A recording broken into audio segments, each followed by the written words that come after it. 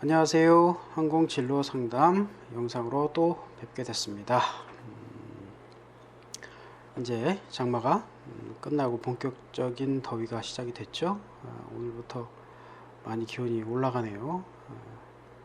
더위에 건강 잘 챙기시길 바라겠습니다.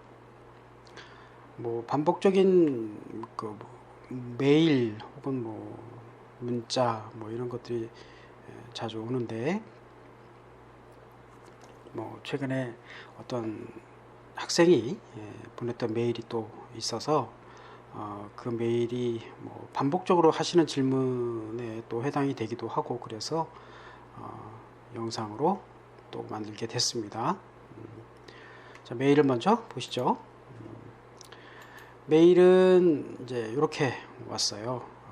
보시면 이제 고3 남학생이다 라고 이렇게 말씀을 하시죠. 고3 남학생이고, 2번 정도 질문을 드렸었는데 개인 사정으로 아이디어를 바꾸게 됐고, 여러 가지를 생각을 하고 상담도 했었는데, 선생님들하고 학교 선생님들한테 상담을 했을 텐데 이제 정확한 답변을 얻지도 못했고, 궁금한 게 더 늘어나고, 그래서 또 다른 질문을 하겠다 이렇게 시작을 하고 있습니다.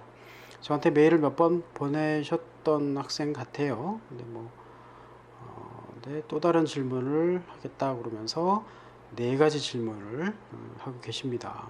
그래서 첫 번째, 두 번째, 세 번째, 4개 이렇게 4가지 질문을 하고 계신데, 일반적으로 많이 학생들, 이제 항공 분야를 잘 모르는 학생들 입장에서 보통 많이 하시는 기본적인 질문이고, 다른 분들도 궁금해 하실 것들이 좀 많은 것 같아서 영상으로, 그러니까 이게 메일로 답변하기는 너무 한계도 있고, 그래서 영상으로 만들게 됐습니다. 먼저 첫 번째 질문을 보시죠.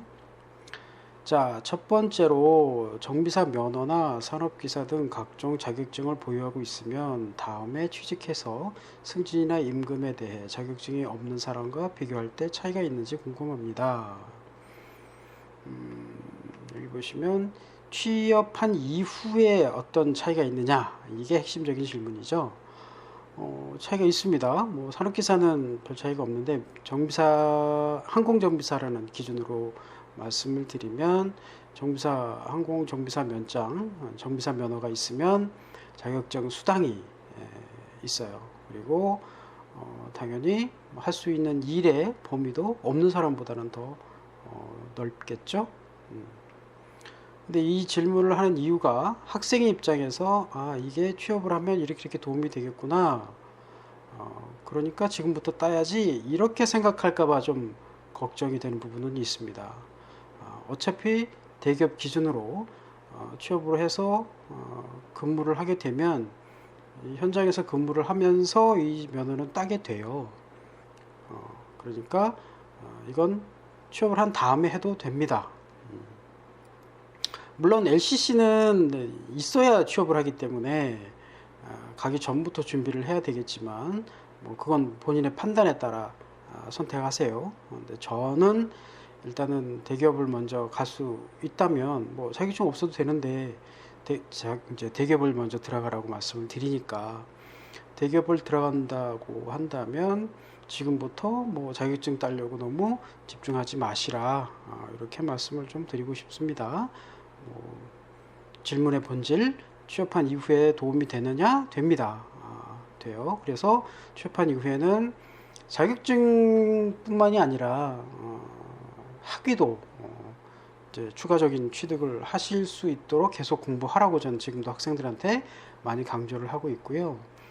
토익 당연한 거고, 그것만 가지고는 안 되죠. 그러니까 조금 더 규모가 큰 회사일수록 직원들한테 이런저런 요구를 많이 합니다. 심지어 한자 능력, 자격증, 역사, 이제 제2외국어, 여러 가지들을 요구를 하는데, 이게 가만히 놔둬도 본인이 혼자 알아서 공부를 하면 괜찮은데, 그렇지 않기 때문에 회사 차원에서 다양한 자격이나 이런 것들을 요구를 해요.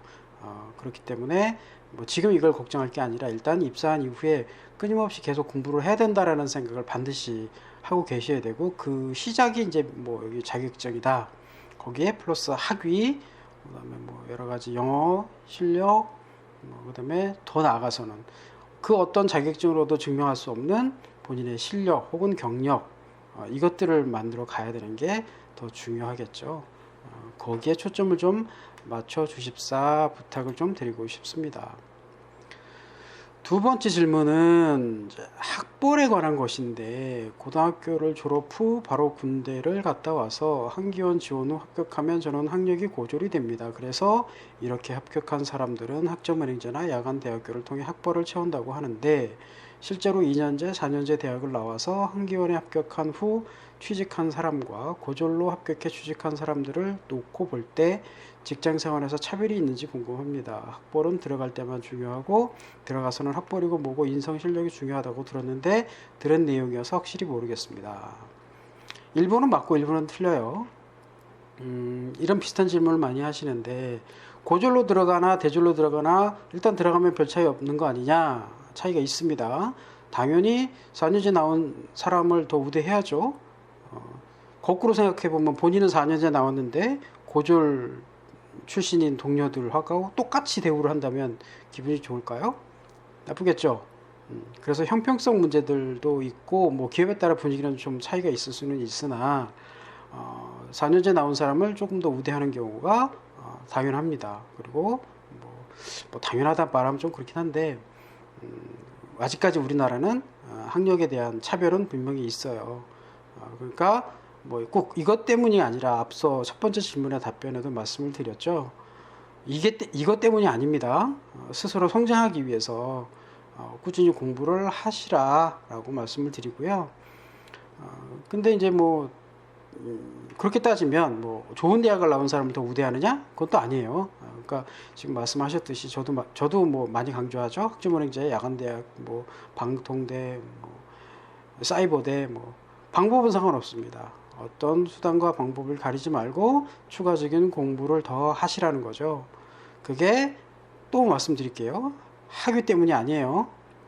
공부하시라는 겁니다. 그래서 조금 더 많이 공부할수록 좀 현명해지고 사람들 간에 소통하는 문제가 줄어들 수 있기 때문에 공부를 더 하시라는 뜻이고, 시야나 견문을 넓히게 되면 더 이제 현명한 판단도 할 수가 있고 사람들 사이에서 조금 더 유연하게 대처할 수 있는 능력을 키울 수 있기 때문에 공부는 끊임없이 해야 된다, 이렇게 생각하시면 되겠습니다. 어차피 합격한 이후에 계속 공부를 하겠다라는 계획을 가진다면 지금 이 두 번째 고민은 뭐 문제될 것이 없겠죠. 첫 번째, 두 번째 둘 다 마찬가지가 될 것 같아요. 물론 인성 실력 이거는 뭐 당연하고요. 근데 이 인성과 실력의 기반이 되는 것이 공부인데, 그 공부라는 그 의미가 학위하고는 좀 다르다는 얘기죠. 물론 열심히 공부하는 그 과정에서 학위를 만든 경우라 그러면 금상첨화겠죠. 근데 학위가 목적인 경우들이 많죠, 요즘 학생들. 그래서 학위를 목적으로 하지 말고 공부가 목적이다, 이렇게 조금 생각을 바꿔보셨으면 좋겠습니다. 그러면 공부도 재밌을 거예요. 자, 참 이제 세 번째 질문은, 블로그를 보니 선생님께서 부사관을 추천하시더라고요. 부사관을 가는 방법이 세 가지가 있던데, 첫 번째는 고등학교 졸업 후 바로 지원해서 시험 면접을 거쳐가는 방법, 두 번째는 전문 대학교에서 바로 공군 부사관으로 바로 연계가 되는 학교로 가는 방법, 세 번째는 전문학교 가서 부사관이 되는 방법. 장기 복무 없이 1번 방법은 의무 복무 4년만 하고 오면 되지만 2, 3번은 전문대, 전문학교가 추가되어서 총 6년이 걸립니다. 2, 3번 방법이 괜찮은 방법인가요? 셋 다 비교하기는 좀 애매합니다. 부사관 되는 거하고 이전에 어떤 교육 과정을 거쳤는지는 저는 관계가 없다라고 생각을 하고 있거든요. 물론 지금 이런 이야기를 하시는 이유가 부사관을 가는데 조금 더 유리하지 않을까, 혹은 뭐 관련 대학이나 전문학교에서 자격증을 따게 되면 좀 더 유리하지 않을까라는 생각에서 하시는 질문 같은데, 과거에는 그랬지만 지금은 그렇지 않아요. 그리고 제가 부사관을 추천하는 이유가 굳이 이런 부분이 아니기 때문에 어떤 과정을 거쳐서 부사관을 가든 상관은 없어요. 근데 가능하면 좀 일찍 가시라. 그래서 저희가 추천하는 방법은 고등학교 졸업해서 한 사회생활 1, 2년 정도, 뭐 1, 2년까지 조금 너무할 것 같고 한 1년 정도 해보신 다음에 잘 준비해서 부사관을 가시라. 어떤 특기를 받아도 상관이 없으니까 부사관에서 가능한 한 많이 배워가지고 나오겠다, 이런 목표를 가지고 부사관을 좀 가셨으면 좋겠어요. 항공기 관련 경력을 쌓아도 좋고 안 해도 상관없습니다. 뭐 제가 가르쳤던 제자들 중에는 보급 특기 받은 청년도 있어요. 상관없습니다. 뭘 해도 나중에 취업할 때 도움이 됩니다. 다만 군대 2년을 그냥 시간만 때우고 오는 그런 청년들이 많기 때문에 아깝다라는 말씀을 드리는 거고, 이걸 간접적인 혹은 직접적인 사회 경험의 틀에서 본다 그러면 부사관을 이제 취업을 해서 조직 생활을 해보는 경험이다, 이렇게 볼 수 있는 거죠.